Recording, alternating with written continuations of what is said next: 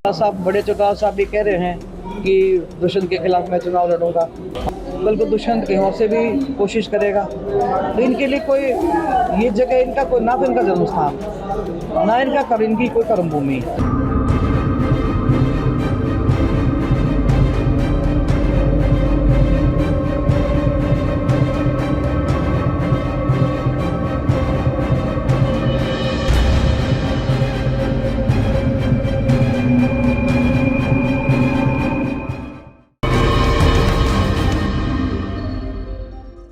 दोस्तों नमस्कार, मैं संजय मगूर। देश रोजाना के डिजिटल मीडिया प्लेटफॉर्म पर ये समय है प्राइम टाइम का। तो आज के प्राइम टाइम में जो खबरें मुख्य हिस्सा बनेंगी वो है, सबसे पहले चर्चा करेंगे मॉनसून सत्र की। वो सत्र जो हंगामे की भेंट चढ़ गया। अविश्वास प्रस्ताव पर चर्चा तो हुई, लेकिन अगर ये कहा जाए सब निरर्थक रहा तो कोई बड़ी बात नहीं है। चर्चा सियासत पर भी होगी जो अब शुरू होनी है, यानी कि 2024 के रण को जीतने के लिए न केवल हरियाणा बल्कि पूरे देश के अंदर सियासी बयानबाजी शुरू हो गई है। तो प्राइम टाइम में जिन खबरों पर हम चर्चा करेंगे उससे पहले नज़र डालते हैं उन खबरों पर जो आज सुर्खियों में है। मध्य प्रदेश के दौरे पर गए हैं प्रधानमंत्री मोदी। 4000 करोड़ रुपए की परियोजनाओं का उन्होंने आज शिलान्यास किया। आज से 2 दिन के गुजरात दौरे पर गए हैं केंद्रीय गृह मंत्री अमित शाह। वे BSF के कार्यक्रमों में शिरकत करेंगे और इसके साथ साथ जो कांग्रेस के नेता हैं राहुल गांधी, वो वायनाड के दौरे पर गए हैं। यानी कि सांसद बहाली के बाद वे अपने संसदीय क्षेत्र वायनाड में कई कार्यक्रमों में शिरकत करेंगे। आम आदमी पार्टी के नेता संजय सिंह, जिनको राज्यसभा से निलंबित किया गया था, उन्होंने कहा कि चाहे फांसी का प्रस्ताव ले आओ, मणिपुर पर चुप नहीं रहेंगे। और एक खबर है, सितंबर में बेल्जियम और फ्रांस के दौरे पर जाएंगे राहुल गांधी। वहाँ पर भारतीयों से मुलाकात करेंगे। इसके अलावा उनके वहाँ पर विदेश के अंदर और भी कई प्रोग्राम होंगे। भारतीय कुश्ती संघ के चुनाव पर पंजाब और हरियाणा हाईकोर्ट ने रोक लगाई है। इस पर आज वोटिंग होनी थी। और उत्तराखंड के रुद्रप्रयाग में दर्दनाक हादसा हुआ है, जिसके अंदर भूस्खलन हुआ, मलबा गिरा एक कार पर और उसमें 5 तीर्थयात्रियों की मौत हो गई। एक खबर नेपाल से है, जहां पर नेपाल ने 4 लाख क्यूसेक पानी छोड़ा है बाराबंकी में, और इसकी वजह से वहां पर बाढ़ जैसे हालात बन गए हैं। सरयू नदी पूरे अफवान पर है। तो चलिए प्राइम टाइम में चर्चा करते हैं, और चर्चा करेंगे सबसे पहले अपने हरियाणा की। और अपने हरियाणा के अंदर एमेच्योर कुश्ती संघ के प्रतिनिधियों के मताधिकार को चुनौती देने वाली याचिका पर सुनवाई हुई। उसमें पंजाब और हरियाणा हाईकोर्ट ने शनिवार को होने वाले भारतीय कुश्ती महासंघ के चुनाव पर 28 अगस्त तक रोक लगा दी है। हरियाणा कुश्ती संघ के संयुक्त सचिव इंद्रजीत सिंह ने याचिका दायर की थी, और उसमें उन्होंने हाईकोर्ट से कहा था कि हरियाणा ओलंपिक संघ से यह मान्यता नहीं है। हालांकि पिछली सुनवाई पर हरियाणा ओलंपिक एसोसिएशन ने भी स्वीकार किया था कि हवा को भारतीय कुश्ती महासंघ के चुनाव में वोट डालने के लिए वैध सदस्य के तौर पर स्वीकार नहीं किया जा सकता है। हवा के मुताबिक हरियाणा ओलंपिक एसोसिएशन का प्रस्ताव उनकी सदस्यता राज्य खेल संघों के लिए खुली रहेगी, जिन्हें राष्ट्रीय खेल संघ से मान्यता प्राप्त रहेगी। गौरतलब है कि इससे पहले गुवाहाटी हाई कोर्ट ने भारतीय कुश्ती महासंघ के चुनाव पर रोक लगा दी थी। हालांकि बाद में सुप्रीम कोर्ट ने इस रोक को हटा दिया। इससे पहले भारतीय ओलंपिक महासंघ के मुताबिक भारतीय कुश्ती महासंघ के चुनाव 6 से 11 जुलाई के बीच होने थे। बाद में इसकी तारीख आई 12 अगस्त, और आज 12 अगस्त को इस पर हाई कोर्ट ने, यानी कि हरियाणा पंजाब हाई कोर्ट ने स्टे लगा दिया। अब बात प्रदेश की राजनीति की करते हैं। हरियाणा की राजनीति हमेशा ही गर्म रहती है। देश हो या प्रदेश, दोनों की सियासी जमीन तैयार करती है हरियाणा की राजनीति। तो हरियाणा के अंदर लोकसभा चुनाव होने हैं 2024 में, जो पूरे देश में होंगे, और उसके बाद चुनाव होना है विधानसभा का। ऐसे में सभी पार्टियां अपनी पूरी जोर आजमाइश कर रही हैं। चुनाव नज़दीक है तो आरोप प्रत्यारोप हो रहे हैं, वार पलटवार हो रहे हैं, बयानबाजियों का दौर जारी है। और इसी सब के बीच प्रदेश की सियासत जानी जाती है इन सब के लिए, यानी कि एक दूसरे के ऊपर छींटाकशी। इस बीच चर्चा करेंगे आपसे उचाना की भी। पिछले कुछ दिनों से हरियाणा की हॉट सीट बनी हुई है उचाना विधानसभा क्षेत्र। सभी पार्टियां वहां से चुनाव लड़ना चाहती हैं, और उन पार्टियों के बहुत बड़े चेहरे हैं जो वहां चुनाव लड़ना चाहते हैं। अभी तक सियासी मैदान में चौधरी साहब आ रहे थे, और अब उनकी पत्नी भी कूद आई है। चौधरी साहब बोले तो चौधरी वीरेंद्र सिंह और उनकी पत्नी है प्रेमलता। उन्होंने आते ही अपना दुखड़ा भी रो दिया है, जिसे वो पिछले 3.5 साल से दबाकर बैठी थी। प्रेमलता जी कह रही हैं कि मेरे नाम के आगे से पूर्व विधायक हटा दो, अच्छा नहीं लगता है ये पूर्व सुनना। आप खुद सुनिए क्या कह रही हैं प्रेमलता जी। साहब बड़े चौटाला साहब भी कह रहे हैं कि दुष्यंत के खिलाफ मैं चुनाव लड़ूंगा। अब भले ही प्रेमलता जी दुष्यंत चौटाला से 2019 के विधानसभा चुनाव में हार गई हों, लेकिन अब 2024 के लिए उनको लगता है कि उनकी जीत तय है और इसके लिए वो दावे कर रही हैं। प्रेमलता ने चौटाला परिवार को आड़े हाथों लेते हुए कहा कि जितने वोटों से मैं हारी थी उससे डबल वोटों से अब की बार इस सीट पर जीत दर्ज करूंगी, यानी कि उचाना पर। उचाना के लिए वो ये भी कहती हैं कि ये हमारी जन्मभूमि है, हमारी कर्म भूमि है, हमारी रणभूमि है। उन्होंने जजपा भाजपा गठबंधन पर भी सवाल खड़े किए हैं और कहा है कि 2024 में यह गठबंधन रहने वाला नहीं है। सुनिए इस बात में क्या कहा उन्होंने। साहब बड़े चौटाला साहब भी कह रहे हैं कि दुष्यंत के खिलाफ मैं चुनाव लड़ूंगा। मैं नहीं लड़ूंगा तो मेरा बेटा लड़ेगा, बेटा लड़ेगा तो मेरी पुत्रवधू लड़ेगी। तो ये तो परिवार की आपस की लड़ाई है। बल्कि दुष्यंत कहीं से भी कोशिश करेगा। तो इनके लिए कोई ये जगह इनका कोई ना तो इनका जन्मस्थान, ना इनका इनकी कोई कर्म भूमि। तो एक बात तो साफ है कि प्रेमलता जी उचाना को छोड़ने वाली नहीं है। जीतने की मंशा से वे यहाँ से चुनाव लड़ेंगी। तो आने वाले चुनाव में उचाना की राजनीतिक जो परीक्षा होगी नेताओं की, वो बड़ी दिलचस्प होगी।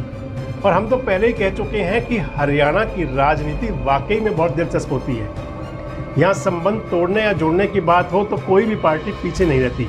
तो प्रेमलता जी की बात तो आपने सुन ली। हम तो आपको पहले ही बता चुके हैं कि प्रदेश की राजनीति जो हरियाणा की राजनीति है, ये वाकई बहुत दिलचस्प रहती है। यहाँ संबंध जुड़ना और संबंध टूटना बहुत आम बात है। हालांकि राजनीति पूरे देश में ऐसे होती है, लेकिन हरियाणा के कहने भी क्या हैं। आप संबंध आपके रहें या ना रहें, लेकिन जो आपके नए और पुराने सहयोगी होते हैं वो कभी आपको छोड़ते नहीं, आपके बारे में जिक्र करना, आपकी बात करना। तो कभी कांग्रेस पार्टी के अंदर रहे, कांग्रेस के बड़े नेता रहे कुलदीप बिश्नोई, जो कांग्रेस छोड़ कर चुके हैं, जो आज भारतीय जनता पार्टी में है और भारतीय जनता पार्टी में भी अच्छे कद पर हैं, बड़े कद्दावर नेता हैं, राजस्थान के सह प्रभारी हैं, उनके पुत्र विधायक हैं। तो कुलदीप बिश्नोई को आड़े हाथों लिया है, कुलदीप बिश्नोई पर तंज कसा है राज्यसभा सदस्य दीपेंद्र सिंह हुड्डा ने।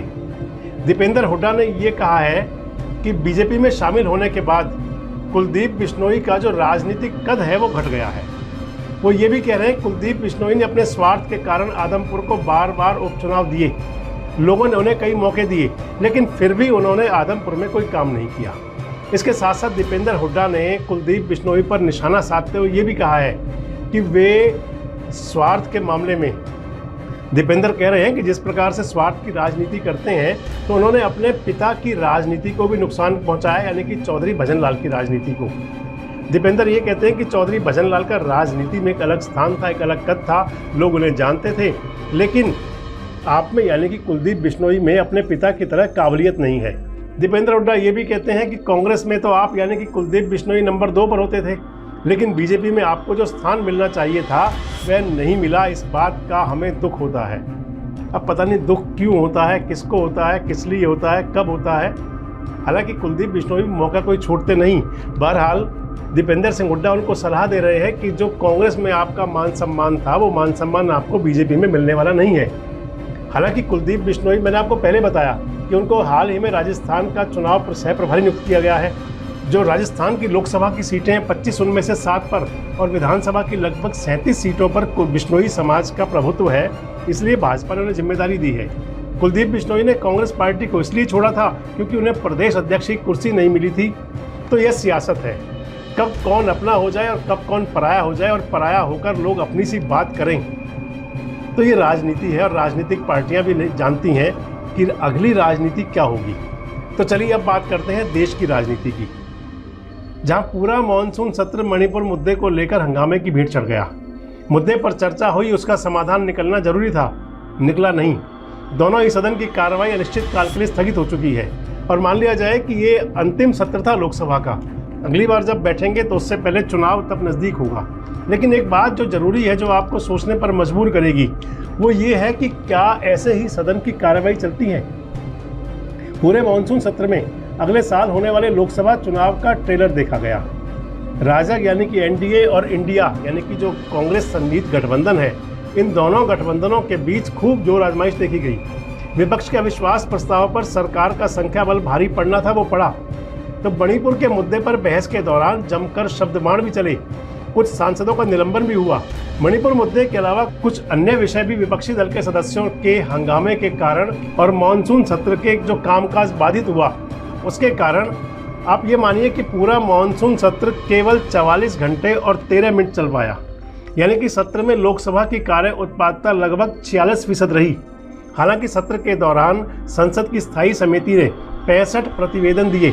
संसद का मॉनसून सत्र 20 जुलाई से शुरू हुआ था और सत्र के दौरान गैर सरकारी सदस्य जो कार्यस्थ थे उनके संबंध में 4 अगस्त को गैर सरकारी सदस्य द्वारा विभिन्न विषयों से संबंधित कुल 134 विधेयक पेश किए गए। 22 विधेयक पारित भी हुए।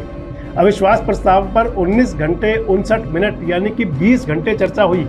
तो वहीं राज्यसभा की बात की जाए तो यहाँ भी सत्र हंगामे की भेंट चढ़ा। 50 घंटे और 21 मिनट का समय जाया हुआ। इससे 260वें सत्र को इस सबसे सत्र की समग्र उत्पादकता पर प्रतिकूल प्रभाव पड़ा है। हालांकि मणिपुर मुद्दे पर राज्यसभा में चर्चा नहीं हो सकी। ऐसा रहा मॉनसून सत्र जिसके लिए हंगामा हुआ, वक्त बर्बाद हुआ, उसी मुद्दे का कोई हल नहीं निकला, उसी मुद्दे पर ढंग से कोई बात नहीं हुई। तो चलिए अब अंत में बात करते हैं टेक्नोलॉजी की। AI यानी कि आर्टिफिशियल इंटेलिजेंस की मदद से अब कैंसर का भी जल्द पता लगाया जा सकता है और इसके साथ साथ ही आँखों की और न्यूरो की बीमारियों का भी AI पता लगा लेगा।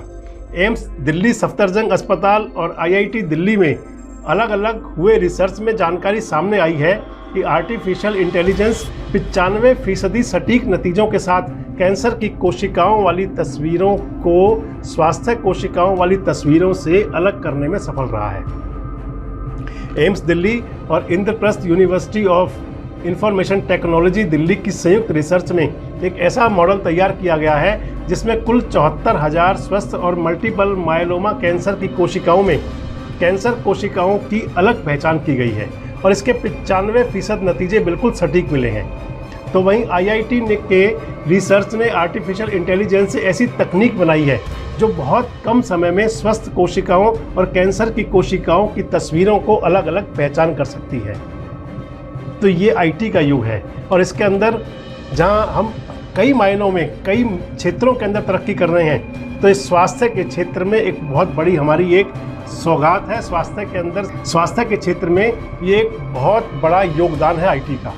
तो चलिए आज के प्राइम टाइम में इतना ही, दीजिए इजाज़त। कल फिर मुलाकात करेंगे आपसे कुछ उन खबरों के साथ, कुछ उन मुद्दों के साथ जो रखते हैं आपसे सरोकार।